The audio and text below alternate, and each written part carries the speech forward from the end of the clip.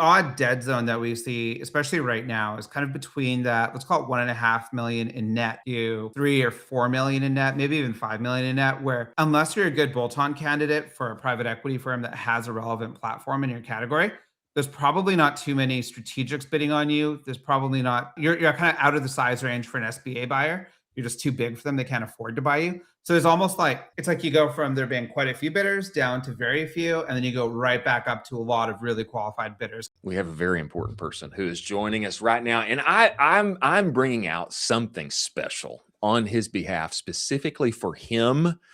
This is the biggest of big brains in our industry. Mehtab of KARTA Ventures. Get inside the show right now. You get in here. Get in here. Look at you. Ecom cowboy. And I was like, would be a little, I got to show up with dress right. So, brother, this is for you. I feel like for you, big boy. We're matching now. See, we're matching. We have there to. We go. We have to. You know, the thing that I love about this hat, brother, is that burnt orange detail on the band around there. You know, I had to bring it out. Mehtab's coming on. I got to bring it out. He told me you should be wearing a hat. Here I am. I'm wearing a hat. And because we're doing this now, I believe everyone's going to have a great day. ROAS through the roof, profit in all the pockets. It's great mojo all around. Is that fair, Colin? That's super fair. And Mehtab, I'm super pumped that you're on the show. I want to talk about all the things acquisition. I want to talk about what you're seeing in the market.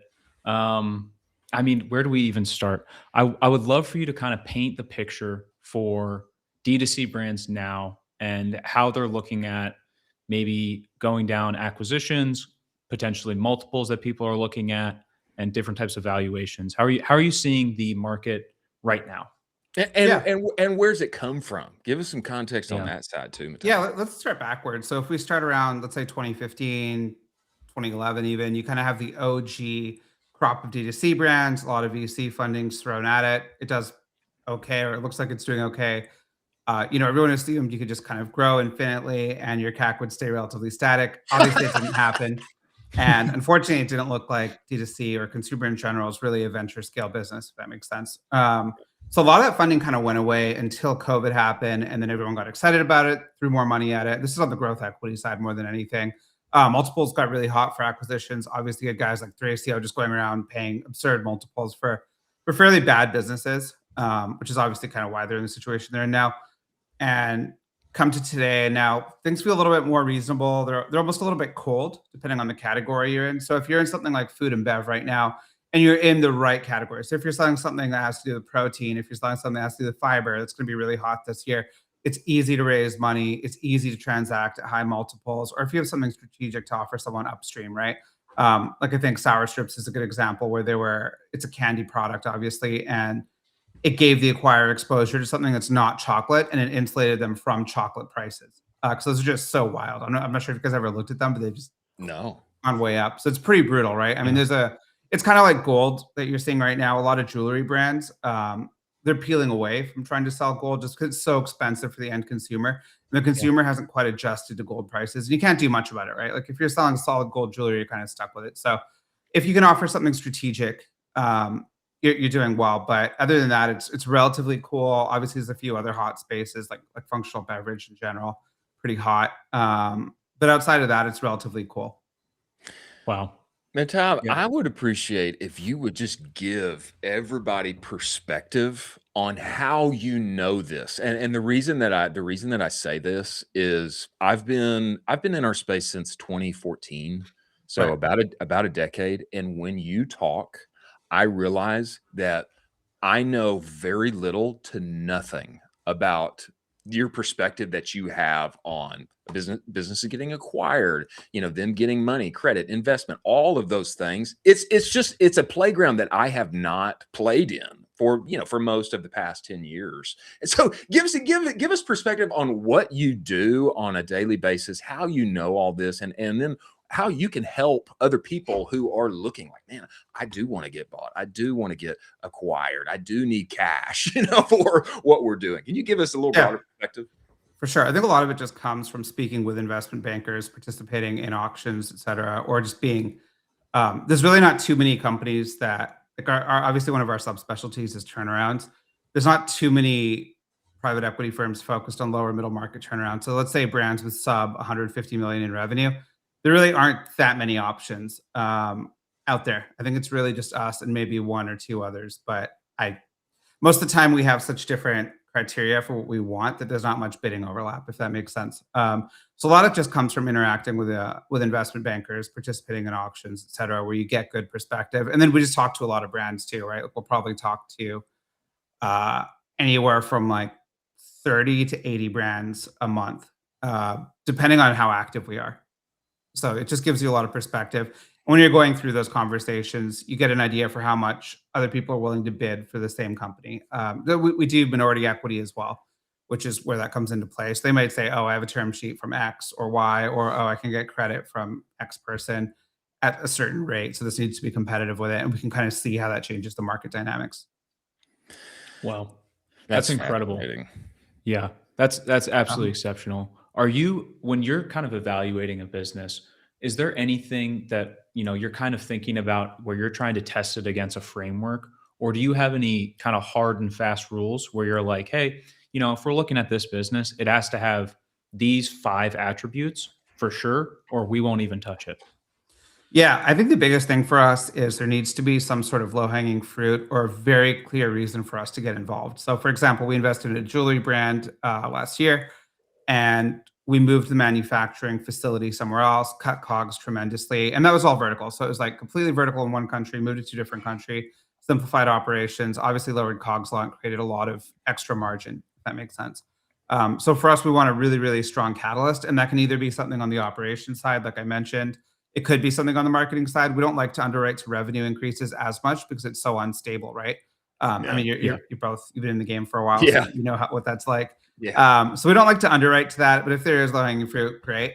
And then the other side is, and if it is a distressed investment, we're looking at what catalysts there are around, like bankruptcy or restructuring the current credit stack, pushing them around, and seeing what we done there. Wow. Are there certain categories that you won't touch? You just know. I mean, we've been there, we've done that. Not a good Swimming fit. pools. I don't love supplements. I don't love certain types of beauty. I don't like anything that's very cash intensive. So food and bev, we stay away from food and bev completely. It's just too cash intensive. So let's say you successfully turn. I mean, when you're turning a business around, it's not necessarily what you paid for it. It's how much more cash do I have to put in to get the working capital to where it needs to be, right? Like, if you've ever bootstrapped a brand, you know how working capital intensive it is. Let's say you're running an apparel brand, you need so many SKUs, you need so much coverage, then you have to hope you bought right. And if you look at that on the food and bev side, it's already inherently working capital intensive. So the most of your costs when you're doing a turnaround, sure, there's the entry price, whatever that is, but it's negligible compared to if things go well. Now you need to fund the working capital for the business. And if you're an F&B or something, assuming it's a turnaround, you just shot, like your history is shot, right? So it's hard to raise credit for that business. It's going to come out of your pocket. So for us, we want to make sure there's a pretty clean path to financing that growth post acquisition and post kind of turning the business around. So we stay away from F&B completely. I don't love supplements because I feel like it's hard to build a really sustainable edge or anything just too exposed to trend. For us, it's really important. Like I'd rather be able to consistently deliver a return than deliver exceptional return 1 out of 6 times. We want to make sure more or less everything we invest in does well. Wow. Is there a, when you're kind of going through businesses, you mentioned a little bit about the fact that you're kind of talking with, we're gonna think about your manufacturer, we're gonna think about marketing costs.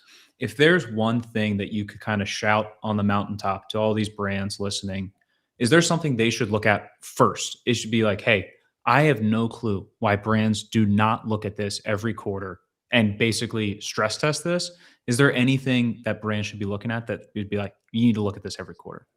Definitely supply chain. I feel like almost every time we look at a brand, there just hasn't been enough reps with different manufacturers, if that makes sense. So it's really normal for someone to say, oh, I talked to 10 manufacturers or even 15, and that's how I ended up with the current manufacturer. I'd say the number needs to be more like 50, maybe even 80. And you need to get out to wherever the product's being manufactured. You have to show up in person. The reality is a lot of business, and maybe we grew up in the digital age, but a lot of these manufacturers are run by older guys, and they appreciate when you show up in person, and they're going to give you better terms when you show up in person, right? I mean, who are you going to extend better terms to? The guy that's berating you via WeChat at like 2 a.m. your time, begging for better terms, or the guy that's actually showed up and then berates you via WeChat, right? So just get on the fucking plane. It's not hard, right? Just jump on the plane, show up there, and they'll love it. You don't even have to know what you're doing. You don't have to know what you're looking at. Just show up in person and go see what they're doing, see what they're up to. Maybe you'll discover there's a process that they're doing that doesn't actually add incremental value to the product that you're making. So for example, we have a floral company. It turned out that our manufacturer was shipping all of the product with the flowers in the bag turned a certain way, like facing upwards. And there's no point of doing that. It doesn't add any extra value for the customer, because by the time the customer gets it, it's obviously been in FedEx's hand, UPS, whoever, Yeah. and it's just rolled around. So it's like, all right, well, don't do that, guys. You don't need to do that. But we've discovered stuff like that so many times. I think Wow. this is a great point, and to me, it is admittedly it's an unsexy point. It's boring, but there's a ton of profit to be found there and shaken out. I know if I mean, if I was in the manufacturing biz, somebody came and they wanted to have a big steak with me, and we had a few cold ones at night, and man, I'm gonna love this guy. I'm gonna go. Well, if your I'm gonna go the manufacturer's next in mile. China, you'll be having a few cold ones during the day too. First thing they do is they want like a full day of getting trashed with you, and you have to say no, sorry, because it's gonna ruin your trip if you get trashed every other night. So Well, Oh my I mean, gosh. other countries have different ways of doing yeah, business, no, it's true. But It's just hardcore there. I find the, hey, what manufacturers do I need to talk to? How many? Oh, I talked to 15. You need to talk to 10 times that. I find it so mysterious. Who are they? Where do they exist? This is the frustrating part for me. And Right. to be honest, in some ways, I'm experiencing it right now. I just wish there was somebody down the street I could go shake hands with and talk to. I think this point of going in person is the real point. But how do people who don't have your knowledge and your inbuilt Rolodex, how do they know? Yeah, who should I go talk to? Yeah, well, you can start with Import Yeti. So Import Yeti will show you competitors' imports into the U.S. Some people you can mask it. You can just request that U.S. Customs doesn't show that, but most people don't realize it's on. So that's how you can kind of build your initial list of suppliers. Other big ones, obviously, going to relevant trade shows in wherever you're manufacturing. So if you're in China, obviously there's a few really big ones like Canton Fair.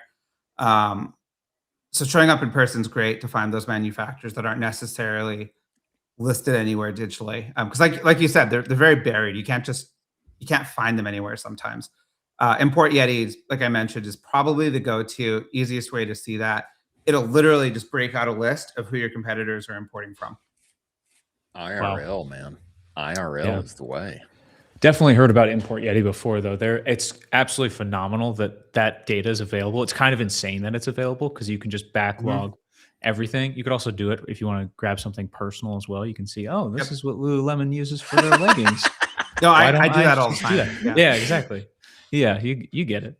That's incredible. Yeah, I used to run a brand, and we had a manufacturer 15 minutes up the road, and there was this process where I would just go to him and we would just talk and do exactly what you're saying, and you get a lot more favorable terms. There's a super famous story from the founder of Toyota going into the factories, and this would just change the business completely. So you're totally right on that. Like it makes such a difference that people don't realize. And Tom, I would like for you to just give us also a little perspective of just a little realism. I say this because there are many, many founders who have cash flowing businesses, but are stuck somewhere just under 3 million per year. And I've talked to so many, and they have this hope that someday I'm going to cash out and be bought, and I'll live on my nice tiny ranch, and I'll have a few cattle, and me and the wife and the kids will retire and everything will be nice. I bring this up because I have another friend who he has started buying businesses like this. And the first thing that he tells them is, guys, nobody is coming to save you. Nobody's going to buy this thing. I know you may have high hopes, but nobody's going to buy this thing. I will take it off your hands, but it's It's much lower than you thought it would be worth. Is that true? Is there a dose of realism for people who are stuck in that kind of place? Call it sub 5 million. Yeah, I mean, oddly enough, so here's how it kind of breaks out. Below, let's call it I'd call it like below 2 to 3 million in net. So just EBITDA, we can use that as a proxy. Um, Below that threshold, you have a lot of people that are buying businesses using SBA debt, and the SBA is just basically the government guaranteeing a portion of the debt. So it makes it cheaper for banks to offer you financing. So the main acquiring pool of people that touch businesses in that size range, they're going to be SBA backed buyers. This pool grows and shrinks with trend. So you saw a huge jump during COVID times where all these businesses were actually transacting at relatively high multiples for what they were. Right now, it's definitely a lot colder. Maybe that heats up. I'd say you still have reason, assuming you're profitable, right? You have reasonably good odds of selling for what I would think of as a fair multiple. So let's say you're doing 3 million a year at, let's call it 20% net. You can probably get 3 to 4x for that business, which I don't know if you're going to retire on that, but it's relatively reasonable for what it is. I think it's pretty good. The odd dead zone that we see, especially right now, is kind of between that, let's call it 1.5 million in net to 3 or 4 million in net, maybe even 5 million in net, where unless you're a good bolt-on candidate for a private equity firm that has a relevant platform in your category, there's probably not too many strategics bidding on you. There's probably not, you're kind of out of the size range for an SBA buyer. You're just too big for them. They can't afford to buy you. So there's almost like, it's like you go from there being quite a few bidders down to very few, and then you go right back up to a lot of really qualified bidders. Because anything over 4 or 5 million in EBITDA, there will be private equity firms bidding on that company, and that will go through a competitive auction process. So that's very interesting. I mean, it gives me a little more hope for some of the people that I've talked to. I would say even for a lot of them though, 3-4x, they're kind of like, oh gosh, that's not what I was hoping. I was hoping 10. Give me 10. Give me a 10 multiple. I think that's like you have to hope Thracio comes back in the game and just does dumb things. I had a bunch of friends who turned down acquisitions from like those. I was like, dude, you got to take the money, give them the keys, and just do whatever they tell you. If they say you got to show up in like clean shoes for 10 years, like that's fine, just do it. Because that is a great deal. Just take it and run. Like I had a friend who sold a business that was pretty small. I think it was 8 or 10x to Thracio. So pretty great outcome for him. He made a lot more money than he maybe should have. And he took the money. That's smart on him, right? I mean, he was stupid about it. He was like, yes, sir, right away. I'm gonna give him the keys. Let me know if you need anything else. Here are my keys. Anything. Yeah, exactly. Can I get your shoes for you? Yeah, exactly. Yeah. Wow. That's excellent. Well, Mehtab, we know that you are a busy man, but before you go, would you just take another 30, 60 seconds and just tell anybody who's listening and their interest has been piqued, they want to learn more, they want to talk to you, they want to be one of those 30 to 80 calls that you guys are having with brands per month. What should they do? I know they should follow you on Twitter, but what should they do from here? Head over to our website, KARTA, KARTA, ventures.com. Go to the contact us, shoot us an email, and we'll probably reply within 6 to 24 hours. Pretty good. We're very speedy. We're informal. We don't beat around the bush. We'll just kind of tell you how it is. And we do structured equity, credit, or just straight up equity. We're very, very flexible. Colin, maybe you should have gone to KARTA Ventures, bro. Maybe you should have you should have done that. Maybe you should have done that. Well, Mehtab, we really appreciate you coming on the show, my friend. And I'm going to be following all those knowledge drops that you bring down on us. And the next one you bring out, we got to have you back and talk through it all. Cool. Let's do it. All right. Thank you, guys. Thank you, my friend.